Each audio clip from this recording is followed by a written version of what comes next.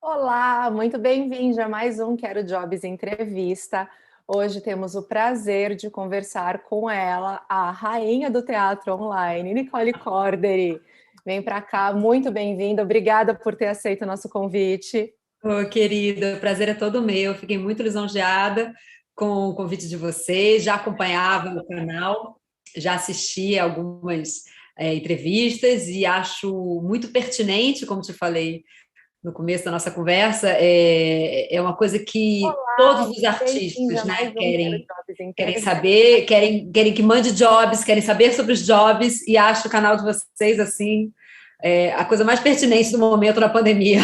Ai, muito obrigada mesmo. É o que eu estava te falando, né? Surgiu dessa inquietação da gente manter contato, acho, nessa parte de quando a gente estava muito isolado ali no começo, de realmente trocar ideia e manter esse vínculo, né? Que a gente tem que é tão importante. Muito obrigada, viu? Te agradeço muito. Imagina, eu que agradeço. Nicole, antes da gente chegar aqui, né, na parte assim da pandemia, das peças online que você montou, eu tenho curiosidade de saber como é que foi o começo da sua carreira artística, assim, se quando que você identificou na tua vida que esse era o teu chamado, é, como é que foi essa jornada, assim, de transformação na Nicole artista de hoje? Olha, eu comecei a fazer teatro muito nova, com 8 anos, na escola, e desde então, do que eu me lembro, eu sempre fiz teatro. Então, o teatro para mim era uma coisa como as crianças que jogam bola, sabe? Assim, Uhum. fazia parte da minha vida. Tá. Né? Então, até eu terminar o ensino médio, né, antes de decidir que faculdade que ia fazer e tal, eu era a Nicole que fazia teatro, já era a Nicole atriz da escola, sabe? Então, para mim foi um pouco natural que saindo da escola eu fosse fazer a CAL, que é a Casa das Artes Laranjeiras. Eu sou de Niterói, né? E a CAL fica em Laranjeiras, no Rio de Janeiro. Então, saindo da escola, eu fui para a CAL, que era uma escola técnica, e, em paralelo a isso, eu fiz uma faculdade de publicidade, comunicação social, né, na época, que eu não terminei, que eu parei no meio, porque eu acabei mergulhando de cabeça na cal, e chegou um momento que tudo ficou inviável, né, de conciliar, e também porque eu sabia que eu não queria, né, trabalhar com jornalismo ou com publicidade, que eram as possibilidades, né, na comunicação social.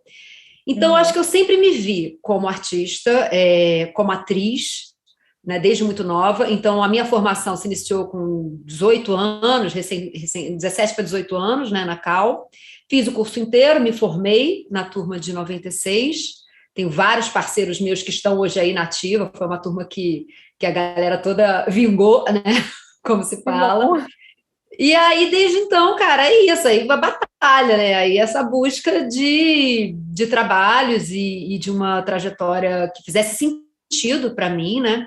Eu saí de Niterói, fui para o Rio de Janeiro, saí do Rio de Janeiro, vim para São Paulo, trabalhei alguns anos no Grupo Tapa, de 2000 a 2006. Depois eu fui para a França, fui fazer uma formação totalmente diferente, oposta da que eu tinha recebido, tanto na Cal quanto no Tapa. Fui fazer Lecoq, escola de mímica, né? Depois fiz um mestrado lá, fiquei 5 anos na França. E quando eu voltei, aí eu acho que a França me ajudou um pouco a inventar a atriz que eu me tornei, porque eu acho que eu sou uma atriz com algumas características, né? Dentre elas, eu sou uma atriz proponente. Eu proponho as peças que eu quero fazer, né? E Bacana. eu acho curioso do programa, a gente vai falar disso mais pra frente, mas assim, eu, eu, eu mudei a chave quando eu parei de falar quero jobs para falar eu invento jobs. Eu quero convidar pessoas para trabalhar Aham. comigo, né? E isso foi uma chavinha que virou realmente quando eu estava morando na França. Fruto de desilusões e de questões que eu passei lá. Eu acabei criando o meu primeiro espetáculo muito autoral, junto com a Janaína Sodô, que também deu aula no Célia Sim, Helena, sim. né? A gente criou essa parceria lá. A Jana morava em Paris, eu estava lá em Paris, e a gente criou uma peça que foi muito bem sucedida, né? A gente veio com essa peça para São Paulo, isso foi em 2009, e aí eu entendi que eu tinha que voltar, que meu lugar era aqui, e que essa peça fazia sentido para outras pessoas também, que não era uma piração da minha cabeça. E aí, desde então, eu acho que todos os projetos que eu participei em sua grande maioria, foram projetos que eu achei o texto, que eu convidei diretores, que eu propus a ideia, né? E até hoje eu sigo fazendo assim. Então, quando as pessoas falam, nossa, ela é hiperativa na pandemia, eu sempre fui hiperativa.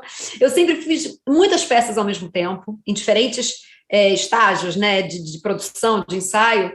E agora, na pandemia, eu estou mais em casa, né? Então, acaba que a gente está muito no Instagram, as pessoas veem mais, né? Antes da pandemia, para você ter ideia, eu entrava no Instagram uma vez por mês, assim, Sim, sabe? mudou E muito. depois eu entendi que o Instagram era um veículo de comunicação e que se a minha profissão estava relacionada a contar histórias e a me comunicar, eu precisaria entender de YouTube, de Instagram, né, do Facebook, de todas as ferramentas que a gente tem, porque as pessoas não iam no teatro, né? Eu não ia sair da minha casa, então como chegar, né? Com Então, a minha certeza. trajetória foi um pouco essa, assim, comecei muito nova, saí de Niterói, fui para o Rio, saí do Rio, vim para São Paulo, de São Paulo fui para Paris, de Paris voltei para cá, e nesse último, sei lá, de março de 2020 até agora, eu nunca fiz tanto teatro em toda a minha vida. Uma loucura, né? Deixa eu te perguntar, antes da pandemia, né, quando você estava estudando as peças, propondo e indo atrás de montagem, o que você acha que é assim o grande ou os grandes desafios para quem está começando para quem está na fase de achei um texto e quero montar, então vou atrás disso. Para você, quais foram esses desafios e como que você lidou com eles? Eu acho que o maior desafio quando você encontra um texto e você quer montar, em geral você faz essa escolha porque tem algum papel ali que te toca fundo. Tá. A grande questão é quem vão ser os seus parceiros? Nenhum projeto, por mais proponente que você seja, se faz só você brilhando e só você, entendeu? A questão é, uma história para ser contada, você tem que ter um grupo, um núcleo, que pode ser pequeno e pode ser gigante, de pessoas que queiram contar aquela mesma história. Porque senão, o que acontece? Os projetos têm vida curta. Você consegue uma grana, você estreia aquela peça, aí na segunda temporada, aqueles mesmos atores que estavam com você não querem mais fazer aquela peça, eles querem fazer outras coisas. Então, uma peça para mim faz sentido quando aquilo vira o projeto de todo mundo. Então, vou te dar um exemplo bem claro. Eu descobri, na última vez que eu passei 6 meses em Paris, descobri um texto chamado Chernobyl, da Florence Valeroy. Ela me deu esse texto para ler, eu li, fiquei maravilhada. E eu falei, puta, eu não queria... Eu queria que isso fosse uma estrutura... O texto era muito abstrato, né? Ele não dizia, assim, personagens de forma... Tinha personagens masculinos. Mas eu pensei nisso. Quem seriam os meus parceiros? Eu não quero fazer um monólogo. Quem vai contar essa história comigo? Então, Bruno Perillo era meu parceiro do Ata 4 e de outras peças, uma parceria muito saudável e gostosa, né? Um cara com quem eu sempre tenho vontade de trabalhar, o Bruno Perillo, e que se interessava por esse assunto. Joana Dória fez o Ata 4 comigo, era muito amiga minha também, professora de Célia Helena. A Manuela Afonso tinha feito já uma outra peça comigo, no Coração das Máquinas, e também tinha a ver com esse universo. E a Carolina Haddad, que tinha acabado de chegar em São Paulo, e que, além de tudo, é uma pessoa, enfim, muitos talentos, mas um deles era tradutora. Eu falei assim, eu preciso de uma pessoa que traduza muito bem esse texto, porque ele é muito poético. Eu poderia traduzir, mas seria uma tradução mais ao pé da letra. Eu preciso de alguém que traduza a poesia. E a Carol é a pessoa mais, assim, enfim, sensível para isso, né? Então, eu pensei, quem vai ser a minha banda? E uma banda onde não necessariamente eu vou ser a vocalista, porque para quem viu a peça sabe muito bem que eu não era vocalista nenhuma, eu era uma das 4 mulheres do coro. E eu quis fazer essa peça porque o tema me tocava, eu não fazia ideia que ia acontecer uma pandemia, eu não fazia ideia que aquela situação de Chernobyl hoje em dia seria totalmente espelhada com o mundo de hoje. Foi sei lá, um insight que eu tive quando eu li aquele texto, tocou fundo no meu coração, né? Então, eu acho que é isso, sabe? Você encontra um texto, você tem que entender para quem aquilo vai tocar fundo, que diretor vai querer muito defender aquilo, sabe? Então, eu tenho parcerias com a Malu Bazan, por exemplo, com quem eu trabalhei anos no Tapa e que me dirigiu no meu primeiro solo, o Alice. A gente tem um projeto que chama Alice, Retrato de Mulher que Cozinha ao Fundo, que não é o projeto da Nicole, embora seja um solo meu.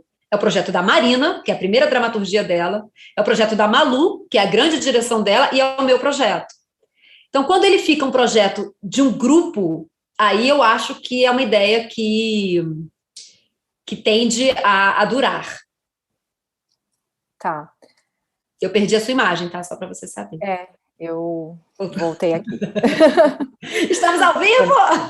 Estou aqui, enfim, né? Perdi a conexão de uma câmera, a gente volta para outra. Arrasou, muitas câmeras. Então, não sei se eu respondi a sua pergunta, mas assim, eu acho que a grande falha trágica dos atores que querem encontrar o texto da vida é não fazer com que esse texto da vida seja o texto da vida de outras pessoas. Que, por exemplo, agora a gente fez Terra Medeia. É uma loucura, uma peça com 6 atores em plena pandemia. Tipo assim, como, com né? muita movimentação, né? Com muita movimentação, cada um num lugar diferente, a Rita em Paris, a Bi na Suécia, os meninos em casa, eu no estúdio. Mas, enfim, era uma família, uma galera que já fez outra peça junto, que foi o de Secar uma Nevasca, uma turma que já viajou muito junto, que foi para a Suécia ensaiar uma peça, que voltou, que depois foi para a Dinamarca apresentar essa peça para o Eugênio Barba, depois foi para a Suécia fazer essa peça no Festival Internacional. A galera que se gosta, que está afim de estar junto. Então, assim, eu era Medeia. Não fui eu que escolhi para fazer, foi a Binha, a diretora que escolheu esse texto, né?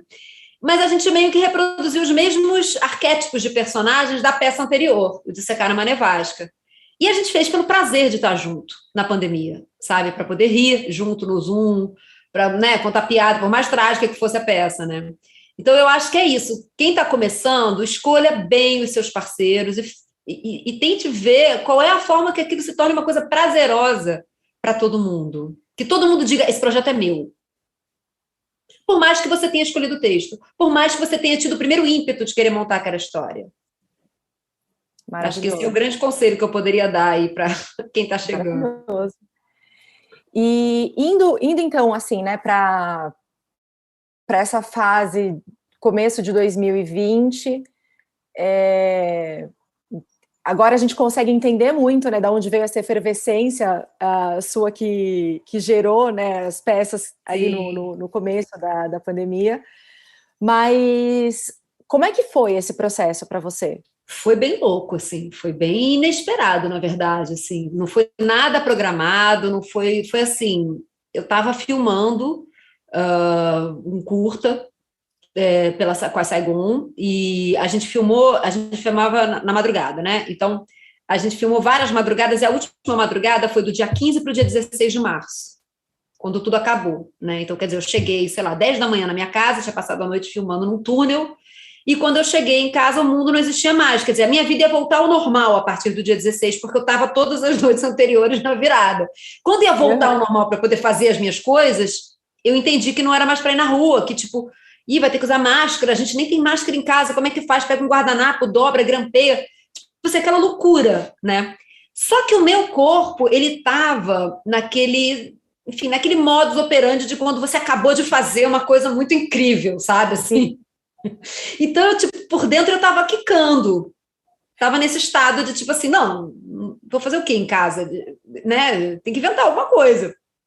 E aí, por coincidência, nesse período eu estava trocando muitas mensagens com a Larissa Ferrara, que é uma parceirona minha de outra peça que a gente tinha feito, e com o Mauro Chames. E os dois, muito assim, a gente se autoprovocando, né? Acabou que, ao mesmo tempo, surgiu a websérie Nós e os Pandas. Pandas foi a primeira peça que a gente fez, né? De temporada longa e tal. Pandas ou Era uma Vez em Frankfurt, ideia do Mauro. Ele que falou, a ideia dele foi da gente ficar lendo textos no Zoom.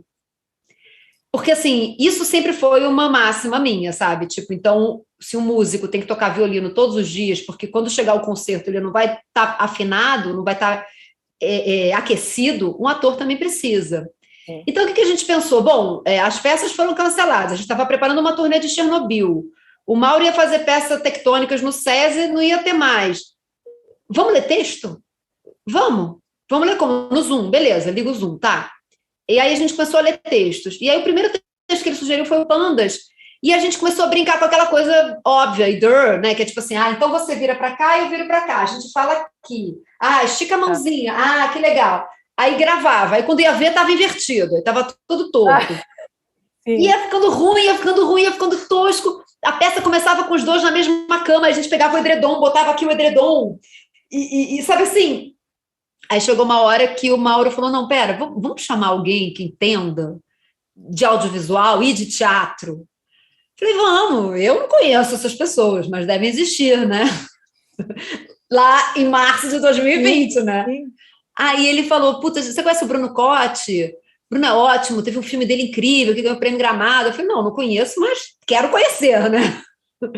E aí o Bruno chegando, cheio de ideias, de proposições. Isso foi 25 de abril, não, de março. Só que aí, logo na sequência, saiu um primeiro edital do Itaú Cultural, que era 10 de abril. Então, já 25 de março, a gente estava pensando sobre isso, saiu que ia ter o edital, a gente falou assim, cara, vamos botar então uma leitura. Como que vamos fazer uma leitura? Não, teleprompter, o texto vai subindo. Eu não sei mexer nisso. Como é que a gente vai fazer? Então, então põe como é que chama? No PDF e você vai passando o dedinho, sem que o público perceba, assim, por baixo. As ideias foram aquelas mais imbecis do começo. Só que o Bruno, com muita sagacidade, ele chegou com um conceito estético. Ele falou, não, peraí, Nicole, você tem uma parede azul na sua casa. Essa parede sempre foi dessa cor. Desde que eu moro aqui, em 2012. Uhum. Vamos usar essa parede azul. Faz o seguinte, põe esse fundo aqui. Aí botei o fundo. A gente nunca tinha visto isso, né? Era uma coisa nova, assim. Sim. Põe o fundo, botei o fundo. Aí daqui a pouco, vamos fazer um teste. Chega para trás. Vai até o fundo do coisa. Aí eu vim até aqui. Tem bastante espaço. Levanta. Tá, faz assim. Legal. Tem que você tira esse quadro. Corre de um lado para o outro. Aí ele foi testando várias coisas comigo e foi daí que surgiu Pandas, né, que tem essa questão toda do fundo que vai mudando, ele vai mudando de acordo com o estado de espírito da personagem, né? Não é nem o cenário em si. E, cara, a peça pegou. A gente fez algumas apresentações em abril para amigos e os amigos adoraram, porque era uma coisa que divertia o povo, né? Aí a gente entrou em cartaz em maio, e a gente ficou em cartaz todos os finais de semana até setembro. Uau. Então, quando eu paro para pensar no Pandas, em outras peças que ganharam PROAC, que ganharam Zé Renato, que não sei o que, fizeram 20 apresentações, o Pandas foi muito mais do que isso, sabe? E depois a gente disponibilizou o link, né, para Mário de Andrade, a gente participou do primeiro Festival Banquete Cultural do Rio de Janeiro e a gente ganhou. Agora eu sou jurada da segunda edição desse festival. A gente participou do Festival Tiradentes, a gente participou da Mário de Andrade, da Virada Cultural, fomos numa aula aberta da SP. Então, quer dizer, uma peça que continuou numa vida autônoma, sabe? E aí, se a gente for entrar naquele assunto monetização, digamos, né, da profissão, eu acredito, aí é uma visão minha, pessoal, e eu sei que muita gente não concorda. Eu não acredito nisso por princípio, eu acredito nisso porque na minha vida inteira foi assim. Eu invisto, eu faço, eu tento fazer alguma coisa, não é pego todo o dinheiro que eu ganho como locutor e coloco, não, eu faço uma coisa sem me remunerar, e se aquilo for bom, aquilo vai me remunerar. Então, isso aconteceu com Pandas, foi uma peça que a gente fez porque a gente não queria ficar parado, porque a gente estava com ansiedade, porque a gente queria contar histórias, eu e Mauro. Bruno chegou e fez desse o projeto da vida dele. Falou, cara, quero investigar essa porra, e como é que faz essa coisa aí, então, de fundo, background, não sei o quê. Como diretor foi um desafio para o Bruno. Então, a peça não é da Nicole, do Mauro e do Bruno. Ela só faz sentido se for esses três. A gente nunca fez a peça sem o Bruno estar presente. Ele coloca a trilha, ele coloca a abertura, ele fala com o público, ele é o lanterninha, e ele é o operador de tudo. E ele tá ali para dar esporro na gente no final, porque a gente errou a intenção. Tá, né? Ele é o diretor da peça. E aí, eu acho que foi isso. O Pandas surgiu para preencher um buraco de angústia também, sabe? Do tipo assim, como assim eu vou ficar em casa? Eu, sei lá, desde 2012, quando eu voltei da França, eu não passei muitos meses sem estar em cartaz. Então, a minha vida, a minha profissão é estar em cartaz, é sair de casa, encontrar com o público, voltar para casa. Então, quando eu me vi impedida de fazer isso, para mim foi muito natural entrar em cartaz online. E me surpreendeu muito no começo as pessoas ficarem querendo nomear e dizer se isso vai ficar, se isso não vai ficar. Eu falo, gente, finge que nunca existiu o teatro, o espaço físico. Eu vou deixar de contar história? Se no futuro só tiver câmera, eu vou contar história para câmera. Sim. Sabe? Não vou ficar 15 dias lamentando o fato, porque a gente achava que a quarentena ia ser 15 dias, né? É isso que eu ia falar. No começo a gente tinha aquela ilusão de que ia ser pouco, aí passou pelo tempo da incerteza, de não saber, parecia que ia ser eterno, porque não tinha ideia, não tinha previsão de fim, né? Enfim. Ainda não temos muita previsão de fim, né? Né? Mas Mas acho que chegou o momento, e que veio muito bem a calhar a lei Aldir Blanc e os PROACs todos que chegaram, né, em que as pessoas entenderam, tá bom. Né? Amigos meus da classe, muitos falaram assim, ok, vou ter que me render a isso aí. E as pessoas se divertiram muito, entendeu? Porque é isso, não tem o certo. Não tem a forma certa de se fazer teatro online. exatamente. Vão inventando. Depende da história que você quer contar, depende. Mil fatores, né? Não tem peça bem-sucedida, peça mal-sucedida. A gente vê.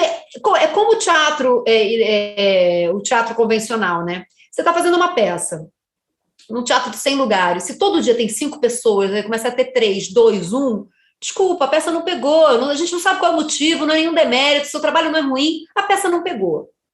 Agora, se você começa a fazer uma peça em abril e você vê que em setembro você está fazendo a mesma peça, você fala, bom, para alguém isso está fazendo sentido. Com certeza. Porque a gente lotava as apresentações, então, né? E como é que você sente que o processo de maturação da peça acontece antes, né, da pandemia nas peças presenciais e agora com essa nova modalidade ao vivo? Porque antes assim, as peças ficavam em cartaz anos né, e elas iam amadurecendo, iam se desenvolvendo. Só que agora no digital parece que é tudo muito mais rápido, né? Isso que você falou, poxa, de abril a setembro já é uma eternidade pro digital, né? Então, como é que você vê isso? Eu acho que é uma pergunta super interessante. E, na verdade, eu sou uma pessoa que, na maior parte das minhas experiências, eu tentei fazer uma coisa que fosse no que a gente chama de ao vivo. Ou seja, você está conectado no mesmo momento em que eu estou fazendo uma peça. Isso foi com Pandas, que durou todo o ano passado, e isso foi com Terra Medeia. A gente acabou de apresentar ontem uma versão gravada de Terra Medeia, que a APA comprou e a gente achou justo divulgar para outras pessoas, né? É muito estranho tudo isso, porque a maior parte dos meus amigos só tiveram a experiência de ensaiar, gravar algumas vezes, um editor pega esse material, monta e entrou em cartaz. E a pessoa tem que estar ali ao vivo, às vezes tem um bate-papo ou não, mas assim, é outra relação, não tem amadurecimento de personagem. É aquilo, né? Aí eu acho que está muito mais... Se a gente for pensar assim num pêndulo, né? Você tem aqui o teatro e aqui o audiovisual, esse tipo de experiência está muito mais para o audiovisual. O Pandas e o Terra Medeia, eu acho que estão mais para a experiência teatral no sentido de ser ao vivo. E eu posso te assegurar, a Medeia que eu fiz na estreia, na pré-estreia para críticos, estava horrível, foi horrível. Ela não tem nada a ver com a última apresentação da peça. Porque né, não tem como negar isso, sabe? Ao fazer, você vai entendendo o que você está fazendo. O exercício do teatro se dá na repetição.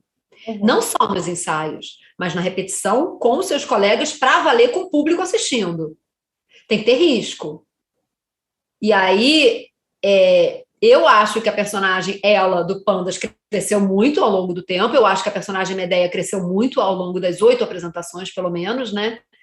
E não é à toa que a versão que a gente colocou gravada foi da última apresentação, né? Porque estava mais madura. Então, é uma questão filosófica essa que você coloca, porque, por um lado, a gente sempre quer que o personagem esteja mais maduro, e por outro, a gente está vivendo um momento em que muita gente está tendo que optar por uma versão gravada, né? Porque é trampo você fazer uma coisa ao vivo. É trampo, você mobiliza uma casa inteira, as pessoas da casa, André Guerreiro com a aluna recém-nascida, sabe? Fazendo jazão, é trampo, né? Você tem que mobilizar tudo para nada dar errado em termos de ruído, né? de coisas da rua. Então, nesse sentido, eu não vejo a hora da gente poder voltar para o teatro, sabe? E fazer, e repetir, e ter a resposta do público, porque é muito duro também, né? As pessoas falam, nossa, como a Nicole se diverte, ela está se divertindo muito, fazendo um monte de peça online. É sofrido também. Quando termina uma peça e você não escuta nenhum aplauso, é sofrido.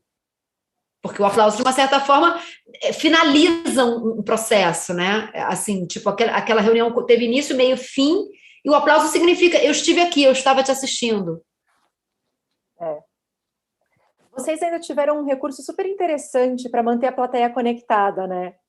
Para ter essa sensação da plateia ao vivo. Uhum. Você diz em Foi... qual peça? Ai, eu não sei se foi em Pandas que vocês deixaram os microfones Deixava o ligados. microfone aberto, é. E no Terra Medeia, a gente usou uma outra coisa que não é tão forte, mas que era o Dani Ortega recebendo o público como um corifeu, e no meio da peça ele falava o nome de algumas pessoas que estavam na plateia, para as pessoas ficarem ligadas, atentas. Me conta um pouco, como é que você teve algum retorno sobre isso, ou a sua própria percepção, retorno que eu digo da plateia, dizendo, isso foi bacana, ou me senti mais presente? Então, a plateia é sempre mixed feelings, né? Tem gente que odiava isso e não deixava o microfone ligado, porque achava isso um absurdo, e tinha gente que super deixava e fazia barulhos, e o cachorro que latia, e o talher que cai no chão, e você via a pessoa comendo, a mãe que chama, a mãe que briga com a filha, interfone. Então, quer dizer, a gente tentou potencializar tudo aquilo que seria ruído num teatro, e que a gente fazia, né, faria para ser elemento de união, porque a gente estava muito sozinho ali no começo, né? Então, saber que a gente estava vivo e, ao mesmo tempo, respirando e vendo a mesma coisa. Como foi uma das primeiras peças, isso fez muito sentido na cabeça das pessoas, né? Porque estava todo mundo muito sozinho. E muita gente muito deprimida no começo, muito isolada mesmo, com medo de ir no mercado e tal. Então, para mim foi tipo o pulo do gato, sabe? Assim, agora, tinha muita gente que desligava o microfone, que dizia, não, de jeito nenhum, não quero participar disso, acho inconveniente os meus ruídos, eu quero poder fazer barulho à vontade. A mesma coisa com Terra Medeia. Tinha gente que achava uma puta sacação o Dani falar o nome da gente, o Dani recebeu o público no começo, e tinha gente que falava, cara, eu tava ali, imersa na história da Medeia, daqui a pouco ele fala o meu nome, tipo, me tira completamente da história, eu não quero estar nessa história, eu quero assistir essa história. E aí a gente volta para Brecht, né, que dizia que o espectador tem que sair um pouco do seu conforto, se colocar em situação, se colocar em risco, porque, na verdade, a gente não fez isso ingenuamente, a gente queria que o médico, de uma certa forma, convocasse o público para que eles se sentissem coniventes com todo aquele tipo de massacre feito numa mulher que, por acaso, se chamava Medeia, né? Então, o médico, ao chamar as pessoas para ele, era como se essas pessoas fossem, não sei, alunos de medicina, somos nós contra a Medeia. Então, por isso que ele incluía, né? Tinha todo um pensamento por trás, mas tinha gente que falava, adorei a peça, mas aquela hora, tira aquilo, gente, pelo amor de Deus, tira. Ele fala o nome das pessoas, tipo, nossa, não faça mais aquilo. Aí você fala assim, tá bom. É um grande sinal que funcionou, né? Porque você tira do incômodo e fala, isso aqui não é uma fábula, uma historinha de faz de conta, é real. Estamos Exatamente. Aqui, né? Não é Netflix, não é Era uma Vez. Você está aí assistindo essa peça e você, de alguma forma, está contribuindo para esse massacre. Você está contribuindo de alguma forma para que essa pessoa se sinta achatada. E isso pode estar acontecendo em algum lugar agora, nesse exato momento, né? Então... Exatamente. Aí quando as pessoas falavam assim, nossa, Nicole, mas fazer Medeia, que pesado, e a mãe que mata os filhos. Você fala, bom, você pode enxergar uma peça por muitos prismas, né? Eu gostava de enxergar Medeia como assim, uma pessoa que, sei lá, quantos amigos meus na pandemia não estavam muito mal e eu não consegui fazer alguma coisa de concreto, às vezes por não saber o que fazer e às vezes porque eu não quero me contaminar com essa pessoa que está muito mal. Então, para mim, o Terra Medeia era mais sobre isso, sabe assim? Tipo, quando tem alguém muito mal, que está pedindo ajuda, escutem. Façam alguma coisa, mas não manda ela embora do hospital, não manda ela embora do país, não manda ela embora. Vai dar merda. Maravilhoso. São humanos, né? Então, era para mim, eu pegava mais nesse viés, assim, sabe? Ligando com a pandemia, né? Perfeito isso, porque realmente o que a gente precisa muito hoje em dia é se escutar, ter empatia. Empatia, exatamente. Maravilhoso. E Nicole, assim, né, depois desse ano e meio quase aí que a gente está, o que você acha que fica assim, ou que fica não, ou que está sendo a lição que você e a equipe, as equipes com as quais você trabalhou, mais aprenderam, assim, de ir para o digital, né, de trabalhar com isso? Quais foram, igual eu perguntei quais eram os grandes desafios lá atrás, o que você acha que foi muito desafiador para produzir todas essas obras online, e o que você, até agora, né, qual foi, assim, a grande, ou se não foi a grande, mas, assim, uma lição que você tirou disso tudo? Cara, eu acho que a lição para mim que fica, se a gente for pensar numa coisa que eu odeio falar, mas que existe, né, que é a classe teatral paulistana, né? Eu acho que a gente estava muito em cima do tijolinho, sabe? Tá. A gente me inclui nisso. Uhum. Não estou falando eles e eu, não. Acho que a gente, nós, como classe teatral, estava muito nessa coisa. O que o crítico X falou da minha peça? O o crítico Y, não sei o que lá, fulano não assistiu. E a gente chegou numa situação de guerra. E numa situação de guerra, a gente vai fazer a nossa profissão, entendeu? Tipo, sei lá, numa situação de guerra, alguns artistas vão lá para o fronte para divertir os soldados. Então, para mim, importava muito mais saber se os meus amigos estavam bem e que histórias eu posso contar. Então, eu contei várias histórias no Instagram, por exemplo, eu inventei personagens no Instagram, ganhei PROAC da personagem que eu inventei no Instagram. Eu fui vendo o que dava para fazer também para alegrar as pessoas em casa. Mais do que, a tal peça vai ficar 25 apresentações, porque se não for no mínimo 25 apresentações, a peça não é indicada, aprende. A gente está cagando para isso. Acho que a grande lição que fica é: ninguém faz teatro por causa disso. As pessoas fazem teatro, escolheram fazer teatro lá atrás, eu com 8 anos, ou depois com 18, 17 anos, porque eu tenho um buraco dentro de mim, como todo mundo tem, né? Um buraco que pode ser completamente preenchido por angústias e por temores e por medos, e eu preencho esse buraco com arte. Então eu tenho uma necessidade de contar histórias. Como um pianista precisa tocar piano todo dia, eu preciso contar histórias. Essas histórias podem ser através dessa live. Essa história pode ser através de uma personagem que dura 2 minutos e que eu faço todo dia lá no Instagram. Essa história pode ser a história da Medeia, pode ser a história dos pandas, pode ser as histórias do Dan Rosseto, das peças que eu fiz com ele gravadas e que a gente transmitiu na rede de leituras, histórias do Bruno Cavalcante. Eu tenho a necessidade de contar histórias. E eu gosto muito de lançar ou de trazer à luz para novos dramaturgos. Né? Então, assim, parte dos meus trabalhos mais recentes são de dramaturgos ou desconhecidos ou jovens dramaturgos. O Terra Medeia de Eurípides, mas Terra Medeia é a da Sara Stridsberg, que é uma autora sueca, que aqui no Brasil só quem montou fomos eu e a Bin, né? E esse mesmo grupo de atores. Então, não é uma autora conhecida, ela tem 1 ano, 2 anos a mais do que eu, a Sara. Então, assim, para mim o desafio que fica é esse. Quem é ator, quem escolheu ser ator, precisa contar histórias. E a gente vai contar histórias do jeito que der. E às vezes a imagem está ruim, às vezes vai cair no meio, e às vezes a conexão vai perder, e às vezes o vídeo que eu fiz naquele dia ficou horrível, mas tudo bem, eu vou fazer todo dia um pouquinho, cada dia eu vou fazer um videozinho, vou colocar, vou ir trocando. Eu fiz uma quantidade enorme de novos amigos na pandemia, porque as pessoas me escreviam e eu respondo. Então, podem me escrever, quem quiser. Pessoas querendo tirar dúvida, pessoas querendo me mostrar vídeos, pessoas querendo saber o que fazer no começo da carreira, pessoas querendo saber que curso de teatro elas podem fazer nesse momento.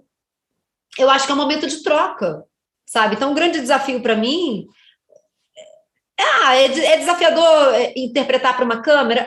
Mas eu já tinha feito isso, sabe? Eu já fiz séries, eu já fiz coisas no audiovisual. Medeia foi difícil? Foi. Eu estava num fundo branco que eu contracenava a parede branca aqui, a parede branca ali, o piano ali, e como se eu estivesse falando com o André aqui, do meu lado, né, com a Rita ali, com o Daniel ali. Então, isso foi desafiador? Foi, mas ao mesmo tempo foi prazeroso, porque eu estava dando um sentido ali para a minha vida, sabe? Eu acho que o maior desafio é isso, é entender qual é exatamente a função do ator nessa guerra. Tá.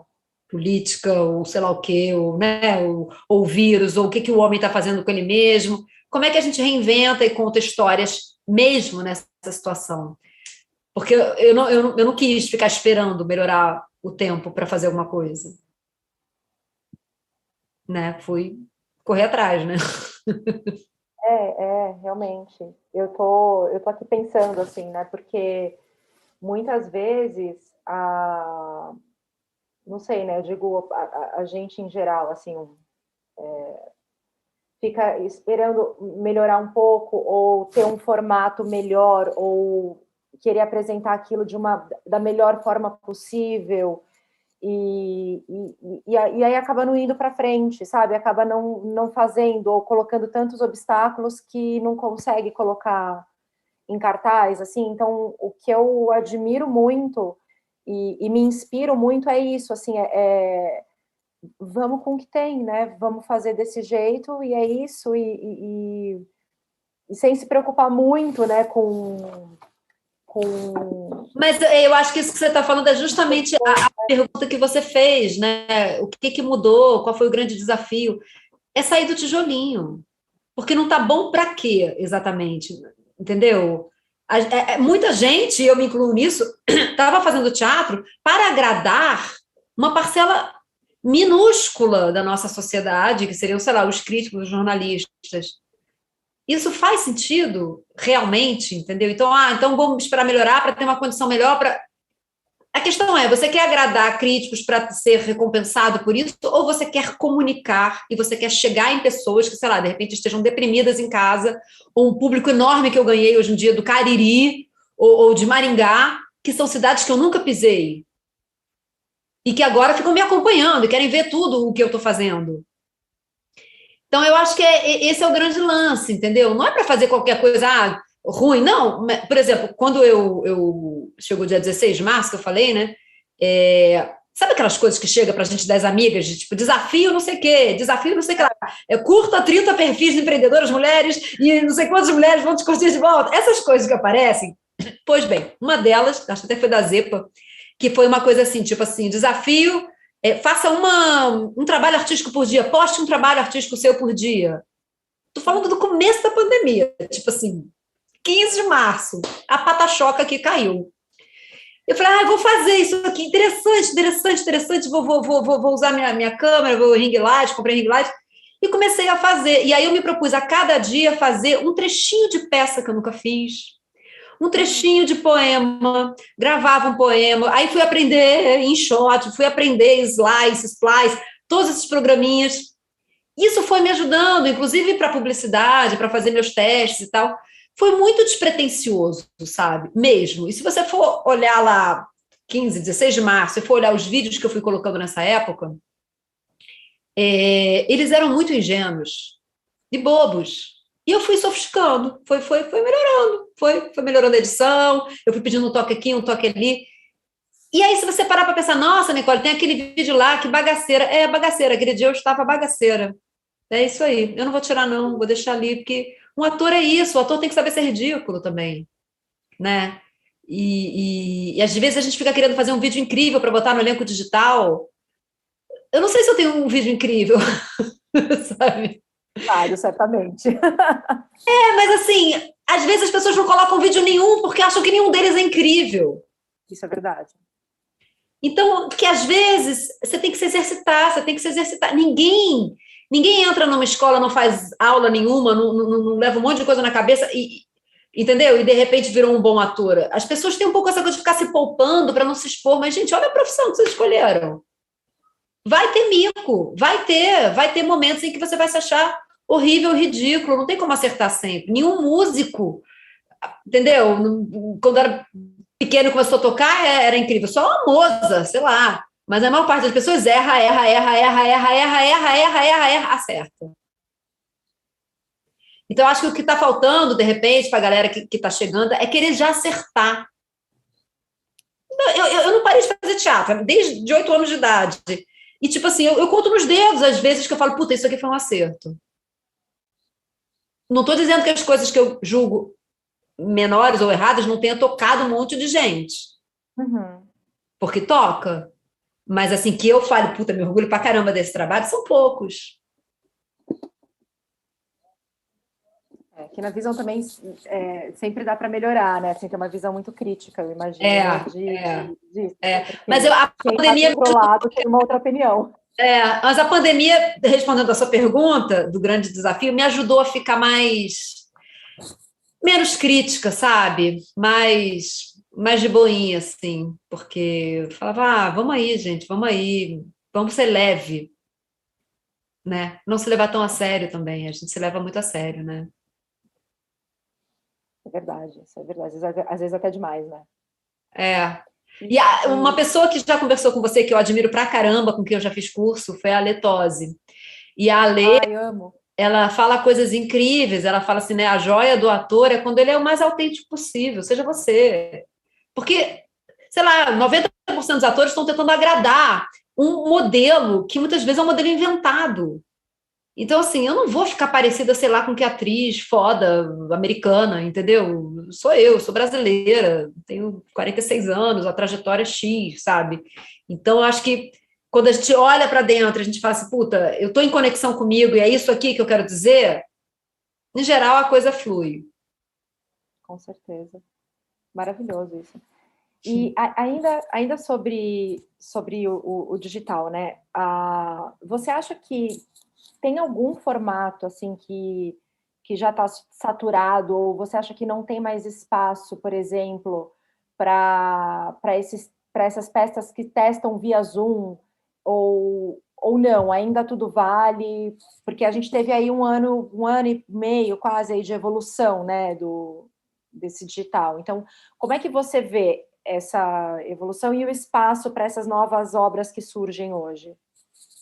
Olha, no Pandas era bem tosco, né? Assim, era propositadamente tosco, né? A gente tinha o background aqui, mas às vezes a gente fazia de propósito uma mudança de luz para que aparecesse que aquilo era falso, né? Porque era para ser falso.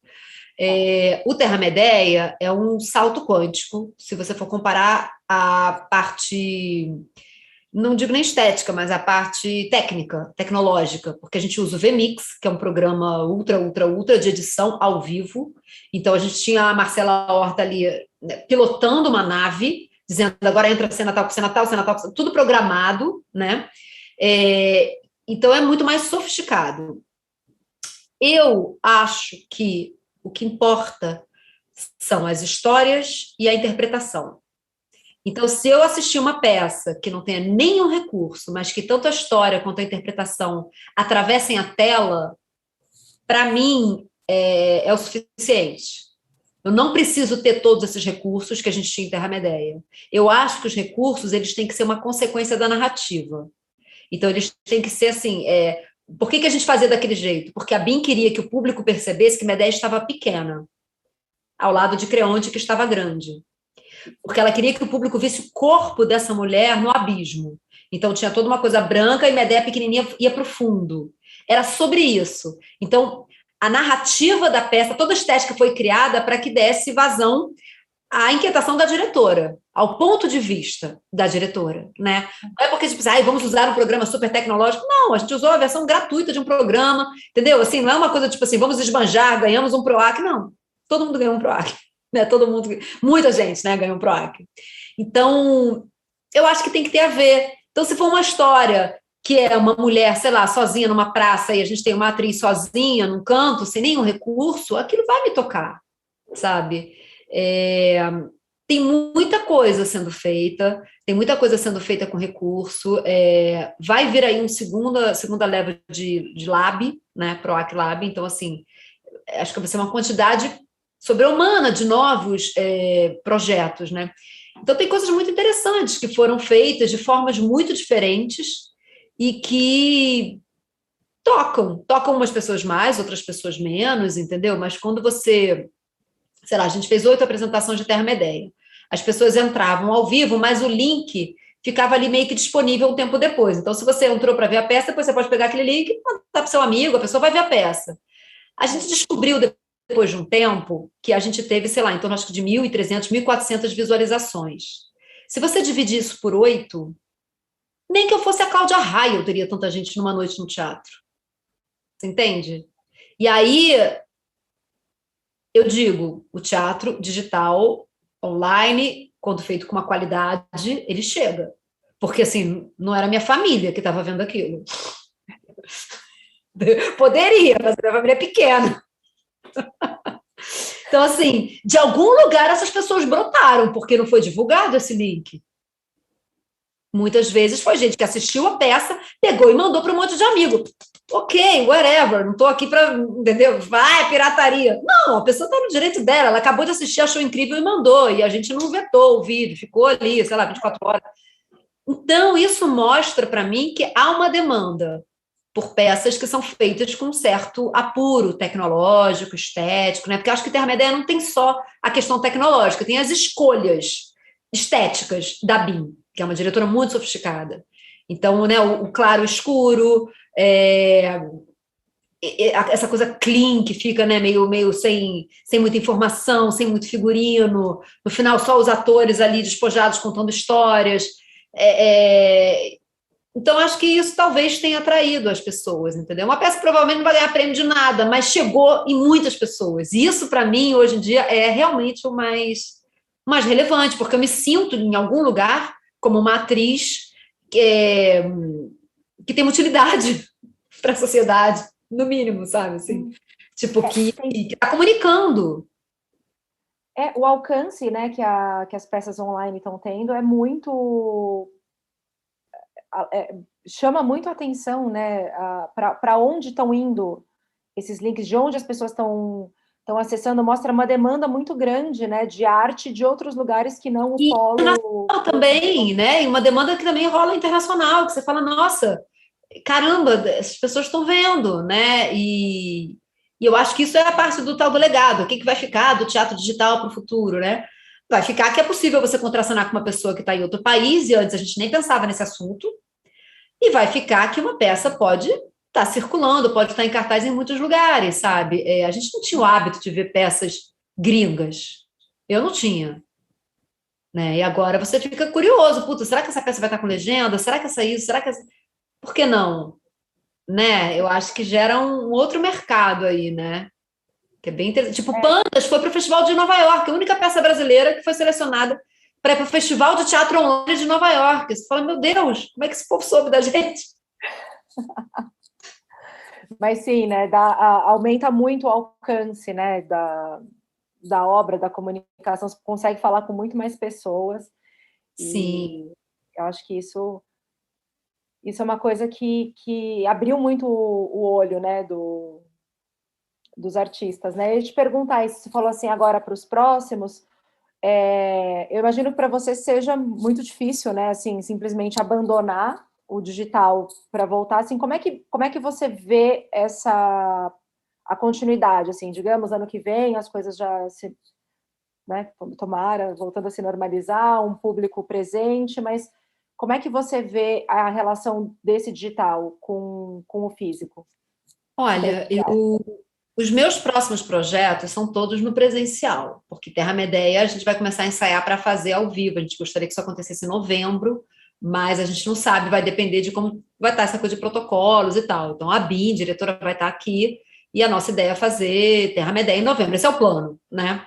Esse é o plano e existe a verba, né? Então, é um plano bem possível de que vai acontecer, né? Assim que tudo voltar ao normal, é muito provável que Chernobyl volte, porque é uma peça que estava no começo da sua travessia, né, da carreira, e tem uma demanda também por Chernobyl aí, né, no mercado. Eu não vou dizer para você que eu tenha projetos no online para o futuro. Eu tenho, assim, projetos de PROAC, que escreveu, que isso, que aquilo, mas eu não estou, como artista, pensando em peças que têm que ser feitas no online. Inclusive, eu estava ensaiando um monólogo com a Joana Dória, ela dirigindo, texto do Jarbas Capuço, e chegou um momento em que a gente decidiu que essa peça não pertencia ao online.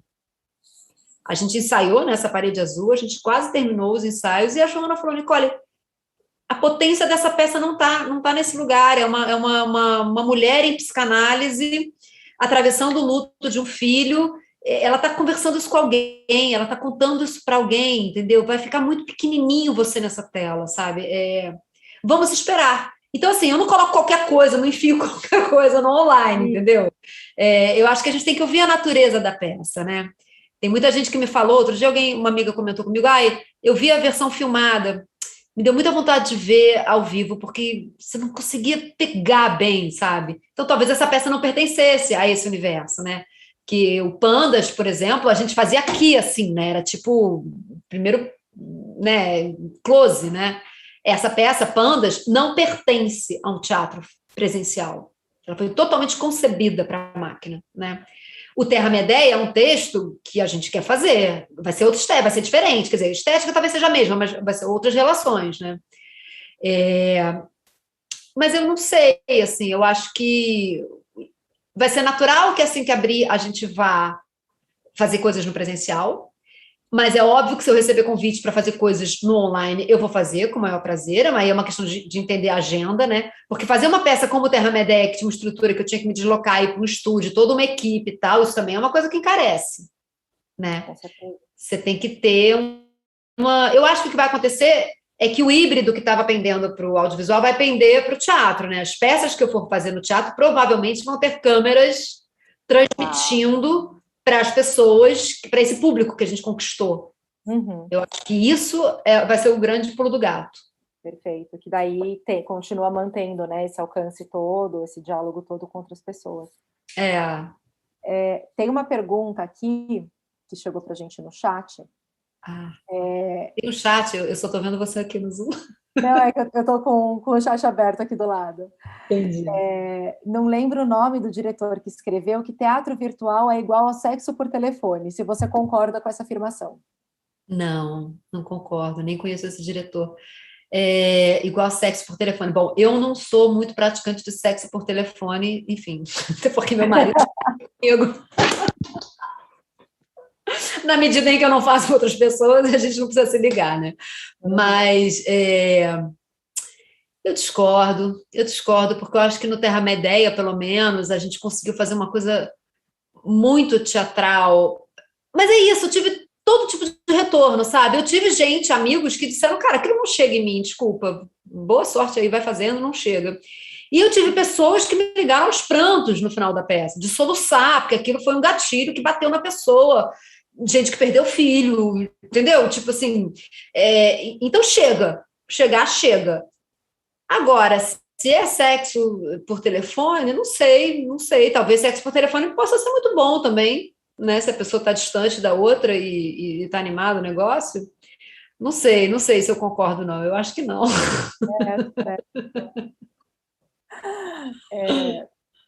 Nicole, a gente está encaminhando aqui para o fim, foi muito rápido, né? A conversa. Nossa, já? Muito rápido, falta... Tem um pouquinho aqui de tempo ainda. Eu queria que você, se você pudesse, assim, para as companhias que estão se aventurando aí no online ou pensando agora em montar ou prestes a montar alguma coisa, assim, como que é? Qual que seria, assim, um passo a passo para colocar uma peça online? Se você puder dizer, assim. Olha, eu acho que depende, né, de cada projeto, mas eu acho que, assim, pelo menos pegando no Pandas, que a gente não tinha nenhuma verba, né, a gente entrou em contato com a Simpla. A Simpla é um site de venda de ingressos, mas eles tinham uma parceria com o teatro, que eu acho que ainda está de pé, que você pode fazer um evento sem você ter que pagar nada. Então, eu diria isso, procura a Simpla, porque pela Simpla você faz uma coisa que pode ficar com mais visibilidade e você entra na caixinha deles, né? Então, fica fácil de divulgar, você tem um linkzinho, você pode cobrar ingresso, sabendo que uma porcentagem, acho que 2,50 de cada ingresso fica para a plataforma, né? Então, a forma de você pagar a Simpla é através do ingresso, mas se você fizer gratuito, eles não cobram. Então, eu procuraria a Simpla para você ter um lugar bonitinho, porque aí você vai colocar a foto da sua peça ali, o descritivo, tudo, e é tudo muito, muito bem organizado. Isso em termos de transmissão, né? Agora, depende, se for uma peça que vocês vão fazer, tipo, em casa, aí tem 1000 dicas, 1000 toques que eu posso dar, entendeu? Tipo, tem, né, diferentes câmeras que você pode usar, você tem que ter alguém que saque de iluminação para te falar onde que tal luz pode estar, que possa potencializar, né, para que fique melhor a qualidade. Você sempre tem que limpar a tela do seu computador, a tela não, a luzinha ali, né, a câmera do seu computador, para ter uma nitidez melhor, né? Você pode brincar com a câmera e com o celular também, e os dois estarem conectados no Zoom. Você pode usar o Zoom, você pode usar o OBS, você pode usar o vMix, que é o programa que a gente usava no Terra-Medeia, né? Aí já são terceirizadores, né? Tipo assim, um programa que ajuda para que a sua peça tenha alguma brincadeira com esses quadradinhos, porque uma peça no Zoom a gente sabe, a gente pode tirar a nossa tela, abrir a nossa tela e, enfim, não tem muito mais recurso do que isso. Você pode botar o background, que só o Zoom tem, né? Mas no vMix você também pode botar um background ou um vídeo de fundo. Para quem viu o Terra-Medeia e achava que a peça não era ao vivo, o que a gente usava e abusava no Terra-Medeia era fusão. Fusão de um vídeo com a nossa imagem ao vivo. Então, eu estou aqui falando, mas tem um vídeo rolando aqui atrás. Não quer dizer que isso está gravado, quer dizer, o vídeo está gravado, mas eu estou aqui ao vivo, né? Então, é um outro recurso, que é super legal, é como se fosse uma projeção no teatro, né? É muito bom investir um pouco em assessoria de imprensa, em divulgação, né? Sei lá, impulsionar posts. Não estou falando de uma coisa milionária, mas assim, fazer uma vaquinha e impulsionar o cartaz da peça para que mais gente fora da sua região fique sabendo. Isso é muito legal, né? Eu acho que funciona estipular temporada, sabe? Tipo, sei lá, vamos do dia tal até o dia tal, sábados e domingos. E aí tem aquele tamanho de temporada, e aí você tem como ir lançando, tipo, últimas semanas e tal, que isso também vai gerando uma demanda, né, de busca, de procura de público. Aí encerrou aquele ciclo, beleza, vamos abrir uma nova temporada, e divulga de novo. Uma outra coisa que eu aprendi também com essa coisa do online, né? Na minha época, lá atrás, na época da Cal, se a peça fazia sucesso, a gente ia prorrogando, não tinha essa coisa de último dia. Ah, tá indo bem, a gente vai indo. Né? Hoje em dia, você já entende que você faz 20 apresentações, termina ali. Legal, as últimas apresentações são sempre lotadas. Aí daqui a pouco estreou de novo, devido ao grande sucesso. Né? Marketing teatral, né? Mas eu acho que, assim, cada caso é um caso. Né? Cada peça é uma peça. O que eu posso dizer para quem está começando não esperem nenhum telefone tocar. Não esperem. Porque ele pode tocar, mas ele pode também não tocar, entendeu? Então, é isso. Façam os seus jobs. Pensem o que vocês gostariam de montar. Né? Sei lá, queria fazer aquela publicidade lá. Faz você a publicidade em casa, faz uma coisa engraçada, põe uma música e põe no seu Instagram. Pode não servir para nada, mas pode ser que alguém, um produtor de elenco, fale, gente, essa pessoa é muito engraçada. Entendeu? Se o vídeo ficou legal, um monte de gente curtiu, vai, põe no elenco digital, não custa nada. Tá ali, põe mais um vídeo seu ali, entendeu? E façam coisas que tenham a ver com vocês, sabe? Coisas que sejam, claro, pode criar um personagem, mas que tenham a ver com a essência do humor de vocês. Não tentem imitar alguém, não tentem fazer como o fulano faria, né? Porque não vai ficar bom. Verdade. Fica melhor quando é uma coisa muito autêntica, né? Uma coisa que uma pessoa vai olhar aqui e dizer, nossa, não imagina outra pessoa fazendo isso, né? Então não tem fórmula, não tem tipo, façam como a fulana, ou como fulano, ou como... não vai ficar bom, entendeu? Façam como você faria. E correr atrás de trabalhos é ótimo, é incrível, mas é isso que você fez, né? Você inventou um canal para falar sobre os jobs e para fazer perguntas que todo mundo queria fazer e ninguém sabia como chegar nessas pessoas. E você, com o seu jeitinho, com a sua elegância, com a sua equipe, chegou nas pessoas. E hoje em dia, se alguém tem uma dúvida, alguma coisa, vou lá ver o vídeo da Letose, vou ver o que ela está falando, não sei o quê. Como é que essa pessoa faz para achar os atores? Deixa eu lá ver. No mínimo, você já até cria um assunto com aquela pessoa. Você fala, eu vi que você falou no Quero Jobs, tal coisa, então eu queria mandar meu material.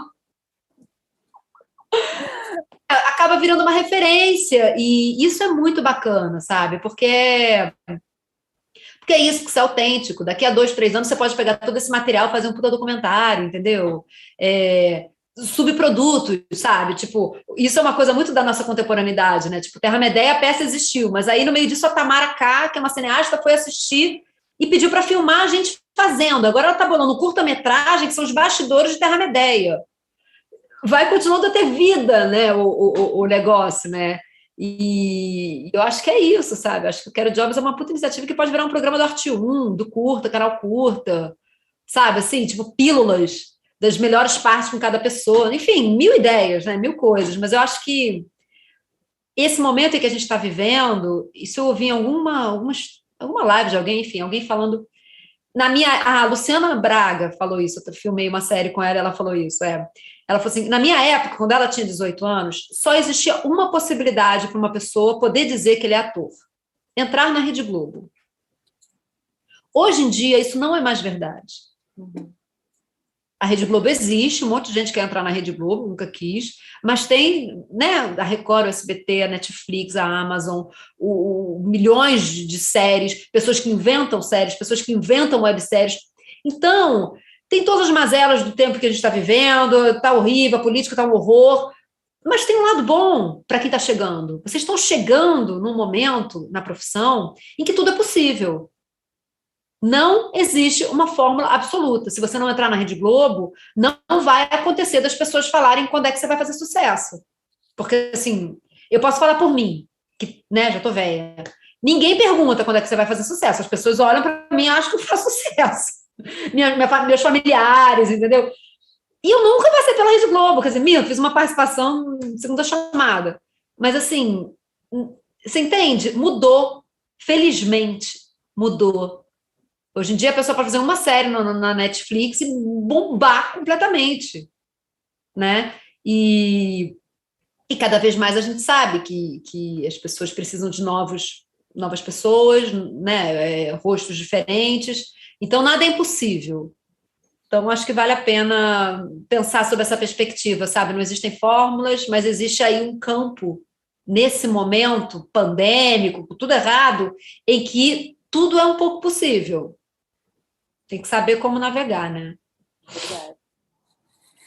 E, Nicole, antes da gente encerrar, eu quero abrir aqui o espaço para você, caso tenha algo que você não disse, divulgação de trabalhos que estão vindo, ou algo que você queira aprofundar, enfim, o espaço aqui é completamente seu. Ai, que delícia! Não, acho que, deixa eu pensar aqui. A gente vai querer começar a ensaiar a Terra-Medé para novembro, né? Adoraria que estivesse em São Paulo e ouvisse falar, pudesse ir lá. Se alguém jovem assistir vai ficar gravada, né, no canal, essa conversa, e quiser me procurar, o meu Instagram é o meu nome, Nicole Corderi. Então, tenho maior satisfação em responder, em acolher e, na medida do meu possível, dar, né, um retorno, assistir vídeos e tal, eu sou super de boa. Vai ter um festival agora, segundo festival de teatro online do Banquete Cultural, muito legal, muito interessante, que eu estou como jurada e estou bem feliz de poder também acolher trabalhos do web, né, do digital, do Brasil inteiro. Isso é uma coisa assim que me dá quase tanto tesão quanto fazer teatro, sabe? Assim, perceber que eu posso estar ajudando pessoas que estão numa outra etapa da carreira a falar para elas assim: sim, tá tudo bem, pode continuar. É isso aí, é só ir, vai, a estrada é essa, assim, vai, que você chega, né? E acho que é isso, assim, né? Nesse momento agora eu tô mais... Eu tenho fases em que eu faço muita coisa e depois eu fico um pouco na concha. Vou entrar no momento concha e pensar nos novos projetos, né? Escrevi muita coisa no PROAC, estamos esperando ver, né, o que sai e tal. Mas é isso, torcendo para a gente poder estar no presencial e no online, bem em breve. Com certeza. Nicole, quero te agradecer demais pela tua disponibilidade, pelo teu carinho, pelo teu apoio. Você é incrível, me inspiro muito, te admiro muito. E muito, muito, muito obrigada mesmo por estar aqui com a gente hoje. Imagina, não para de fazer o que você está fazendo, é muito importante. Obrigada. É muito importante. E são as coisas que estão surgindo aí na pandemia que estão ajudando pessoas. A gente tem que lembrar sempre disso. A nossa arte está aqui para ajudar outras pessoas.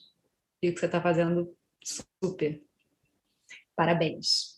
Obrigada, você é demais. Muito obrigada, parabéns por todo o teu trabalho e merda para os próximos que virão. Merda, querida, merda. Sigamos. Beijo enorme, obrigada. Obrigada a todo mundo aí que acompanhou. A gente se esbarra no virtual. Tchau, tchau.